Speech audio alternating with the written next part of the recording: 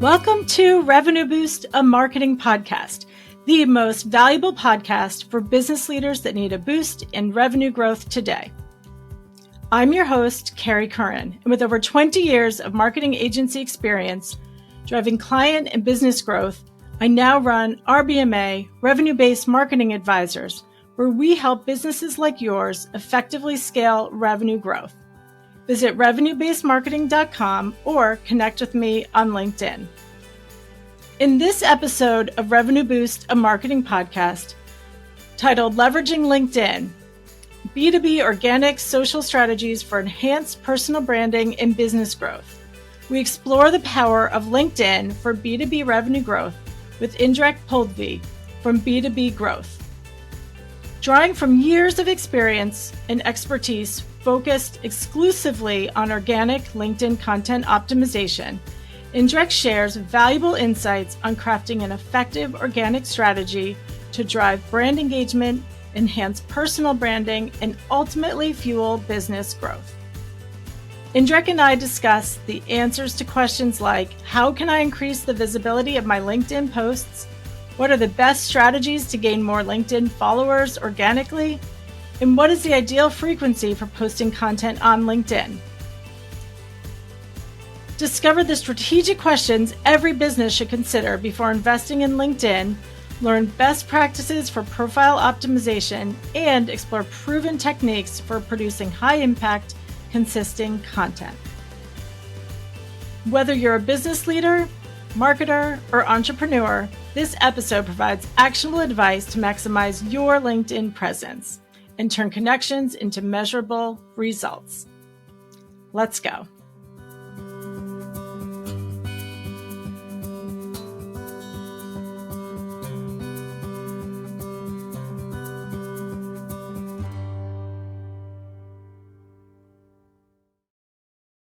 So welcome, Indrek. Please introduce yourself and share a bit about your expertise.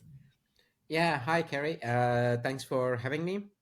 My name is Indrek. I'm from a company called B2B Growth, and we focus mainly on LinkedIn platform and help companies and people strategically. And from strategy, we also help them to execute the strategy. And we've been doing that the last 5 years.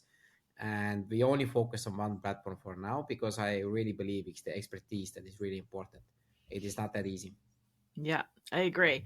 Yeah, and LinkedIn, and using LinkedIn for business connections, personal branding, networking, and job searching has been on the rise. I know I spend probably more time on LinkedIn than most teenagers spend on TikTok, but it's because that's where, for me, the audience that I want to be connecting with is there, and the businesses that would like to partner with. So it's definitely been a huge asset and resource for me. But talk a bit about, from your perspective, why is LinkedIn so important?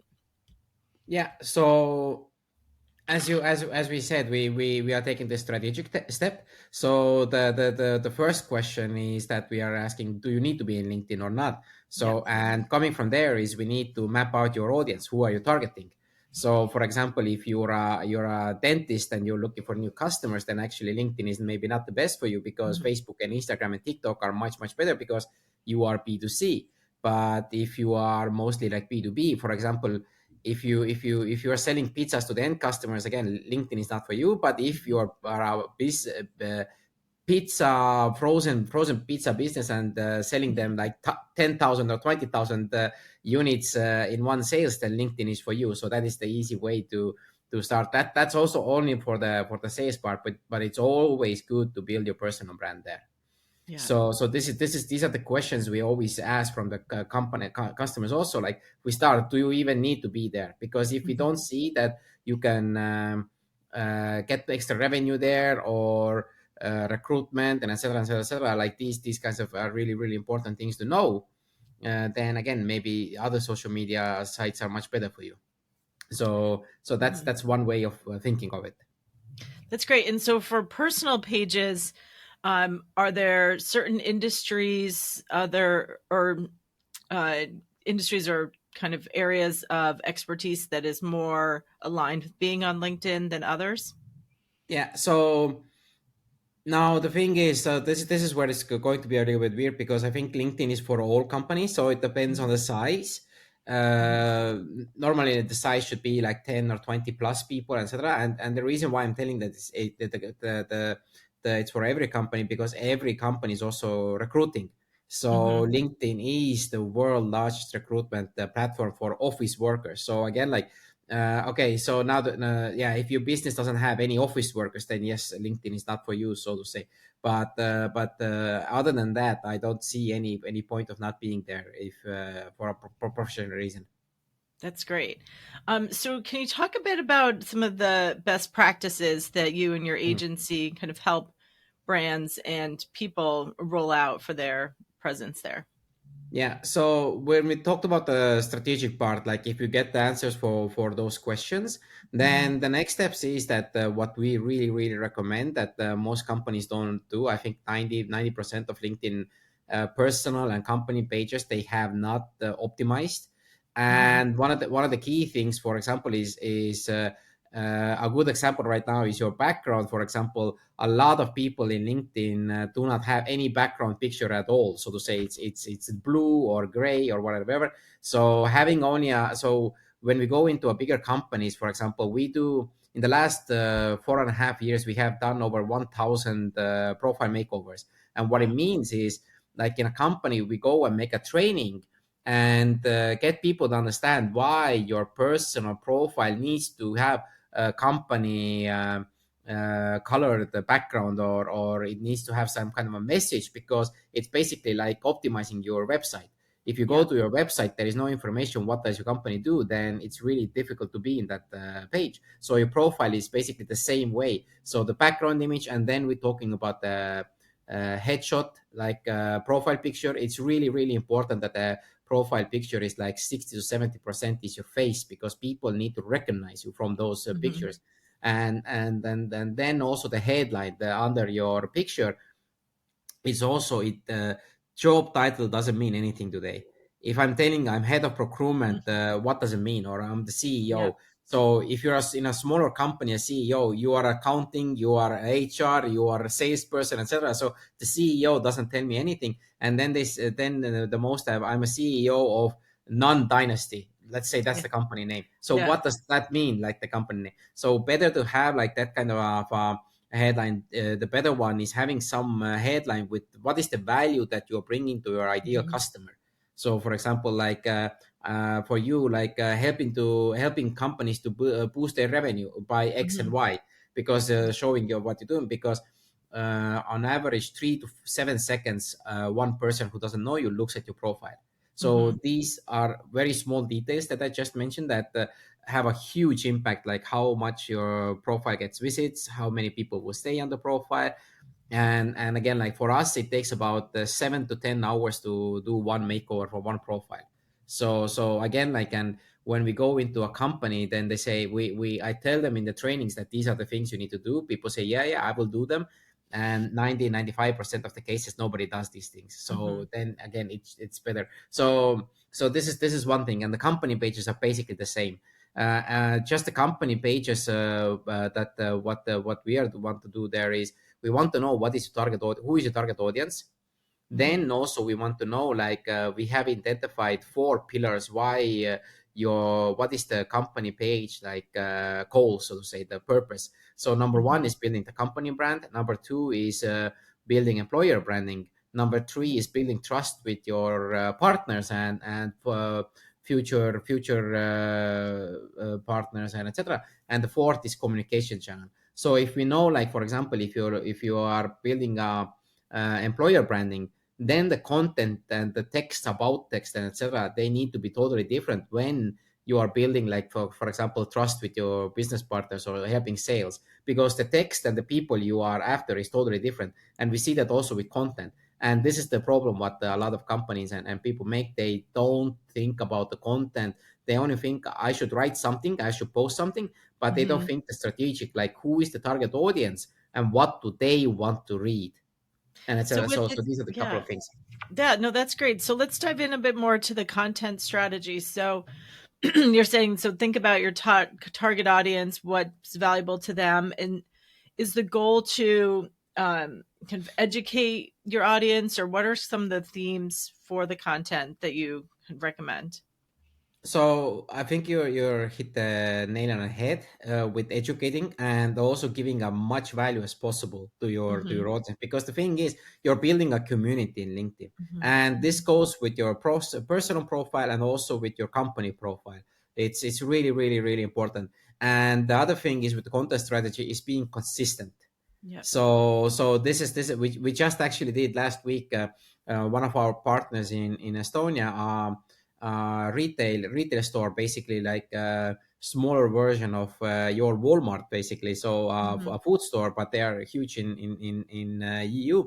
The second largest in the, I think, in the EU. But basically what we did there, we've been working with them for 8 months. We saw that we did 70 posts, and the competitors in our market, they did 50 posts in the Wow. Yep. same timeline. So in 8 months, okay, so not a big difference. But where the big difference was, their post looked basically the same. They started to, so to say, copy our how we write, but Mm-hmm. our posts engagement versus their post engagement was 3 times higher. So that Wow. meant that our post got 3 times more likes, 3 times more comments, and 3 times more shares on overall. So and basically, if they did the same amount, we still are 3 times better. And why? Because we kept it very consistent.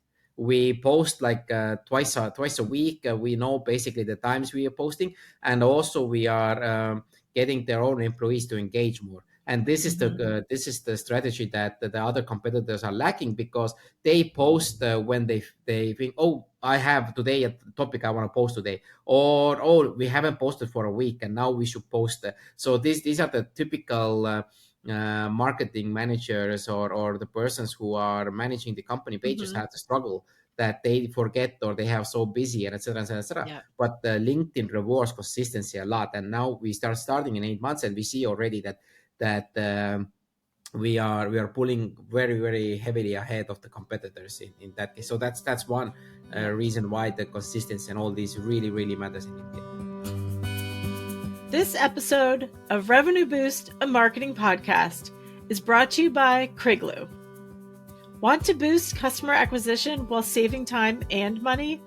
Meet Kriglu, an AI-powered omni-channel bid management platform designed to optimize your ad spend. Kriglu intelligently adjusts bids across channels, ensuring your ads reach the right audience at the lowest cost. Plus, with its automation, you'll free up valuable time to focus on your business. The result? Efficient, cost-effective growth, all while maximizing your marketing budget. Ready to scale smarter and faster? Visit Kriglu.com, Crigloo.com, and start saving today. So you talked about consistency, and is that from a same kind of type of content, style of content? Do you recommend, is it a mix of video and images with text? How do you recommend kind of mixing it up?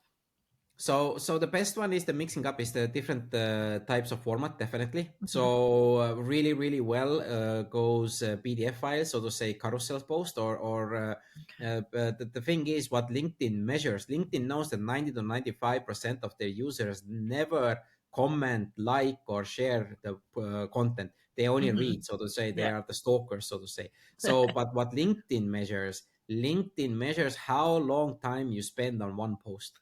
So if Okay. you're scrolling down, blah blah blah, you will see that 1 second or 2 seconds. So then it doesn't. It counts as a view, but it doesn't count as so to say Yeah. post boost. But if you're doing the videos or the PDFs, so for example PDFs like that are like 7 or 10 pages long, so that people need to press blah blah blah. If it's Mm-hmm. really well done, again, like a person who scrolls it, they see a headline, let's say who is Kerry and why she works at Revenue Boost. Oh, okay, I know Kerry. I have seen her, and I want to know more. And then I click the next page, next page, and then I don't spend 2 seconds on the post. I might spend 20 seconds on the post, and then LinkedIn sees that the post that you are doing Mm-hmm. keeps me longer in LinkedIn, Yeah. If I normally spend on Kerry's post maybe 2 seconds, now I'm spending 20 seconds. That's a huge upgrade.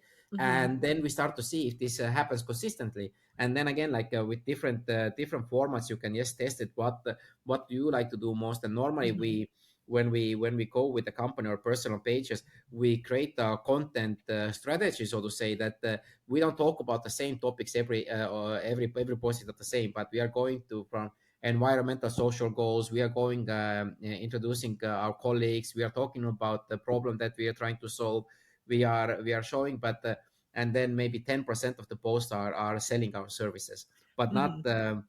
but most companies I see, and also people, they say they post, look at our new product, look at our nice product, we have such a nice product, and like 60 or 70% of the content is product based, but nobody cares about the product, I can say that. No, I agree, and it's the content strategy piece is important too.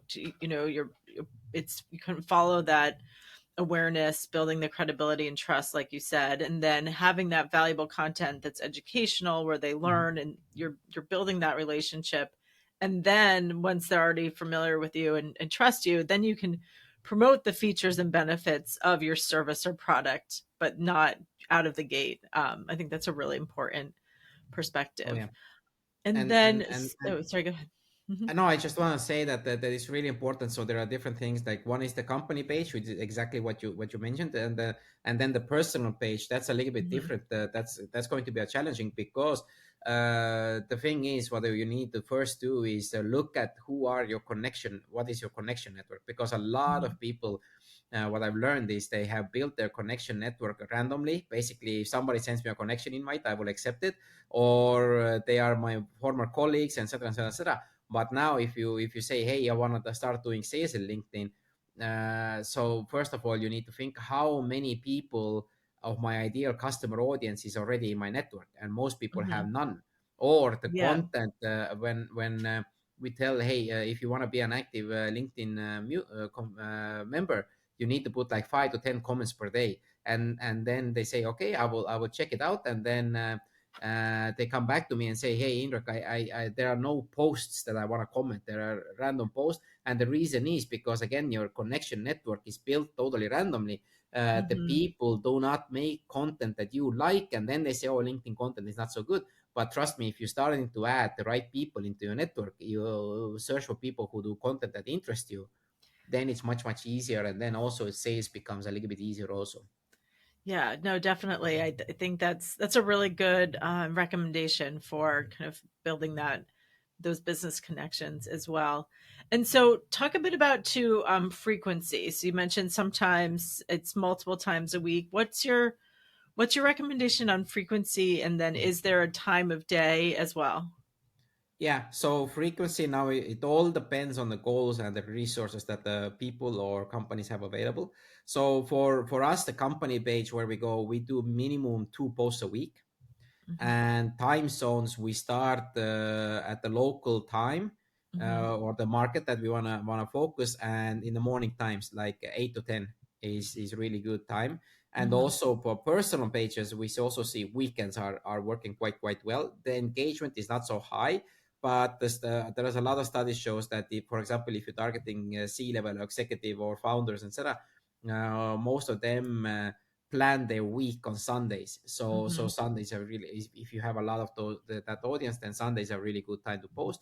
And personal page posting frequency, now again, it all depends on the goal and the resources Hmm. and how much. But if you want to start become a little bit active, then always quantity is not better than quality. Quality first. So do quality, even if you do once a week, do Hmm. quality posts, and that is definitely gives you a heads up. But if you do not want to post so much, and then commenting is a very powerful strategy. If you Yeah. start to comment, let's say 20 to 40 comments per day, it's more meaningful than content, doing yourself Hmm. content, because if you're adding like a lot of quality comments, and comments we mean that are more than 10 to 15 words long, and they add value to the post that you're commenting, then they are really good. And trust me, if you do that for a month or two, you will see a huge uprise in your activity in your profile. Mm-hmm. No, that's great. I definitely, I definitely been trying to comment more, and I see that it's because it helps build your network, and people respond, and then they want to follow you as well. Yeah. So one big question I have is the length of the posts. It seems Mhm. like everybody's writing these, diatribes, these long, maxing out the word count on posts. Is there a recommended length or minimum? So the thing is, it also now depends on the format that you are using. So, for Yeah. example, if you do PDF or video posts, then there may be like 300 to 500 characters. But Mhm. text post, picture post, we normally do like 1,000 to 2,000 characters between that. Mhm. And why? Again, because the LinkedIn algorithm it measures how long people are reading your Got it. post. Yeah. But Mhm. but also what matters a lot if you do it, the first 3 4 sentences on your Mhm. post, they are really Mhm. important, because if people don't click see more when they scroll, Right. then the post it doesn't perform very well. And we also we see a lot like in the last like couple of months, even 6 months to 12 months, the reach of the post are going down quite a lot. There have been Mhm. reports that some of the Mhm. people who have had before like 100,000 or 200 reach, 1,000 reach for one post. Now they're getting 20,000 or 40,000. It goes Yeah. like 50 to 60% down, and some of the assumptions are because it's LinkedIn wants to focus on your own niche. They don't wanna that you will build your own professional niche in the sector where people know you. Mhm. It's really interesting. And how about linking out to another website in your post, or recommended to do it in the comments? Have you noticed a difference in for the algorithm if someone's including links to go to a website off of LinkedIn versus not? Yeah, there are multiple. Some people say yes, put it in the comments. Some say put it in the post. If it's not Facebook, Instagram, YouTube links, then going to your blogs, etc. Then for me, it's totally fine if you put it. Yep. Again, it's all about testing, and it's in LinkedIn. Like again, like there are a lot of different things. Like one say you cannot make anything with AI, all needs to be. But then some Mhm. people propose that AI is doing post only with AI. They're doing really well, and the thing is, these people know what they're doing. That is the thing. And I think only like 2 to 3% people only know about AI a little bit. So, and also a warning about the algorithm. It's great to know about these whole algorithm tips and tricks, but algorithm only starts to work if you do it consistently. And Yep. consistently, I mean like 2 to 3 months. If you post Mhm. twice a week for 2 to 3 months, then algorithm will start to work for you. But if you do it like once a week, or and then no Mhm. commenting, etc., and then you're using all the as there are a lot of guides of the LinkedIn algorithm, etc., like tips and tricks. But if you do it, then it doesn't matter how well you do it. It just doesn't work. That's great. Thank you. And so this has been extremely helpful Mhm. and actionable as well, which is really valuable. What is your kind of number one top recommendation for somebody who wants to go out and kind of revamp and build out their LinkedIn profile? Oh yeah, so that that's not for me. That's the question is always where you start. Like why I want to do the revamp and who Hmm. is my target audience. What is the goal of the revamp? Yep. Who do you want the people to notify or not notice it, or who do you want them to start making connections? So that's really really important. Excellent. Well, thank you, Indrek. This was, again, very, very enjoyable and valuable. So we appreciate your time. Thank you. More than happy. Thank you for having me, and looking for the next time. Yeah, thanks. I hope you enjoyed this episode of Revenue Boost, a marketing podcast. We have more valuable content coming up, including topics on SEO, influencer marketing, SMX tech strategies, podcasting, and more. Be sure to subscribe to Revenue Boost, a marketing podcast, so you don't miss out.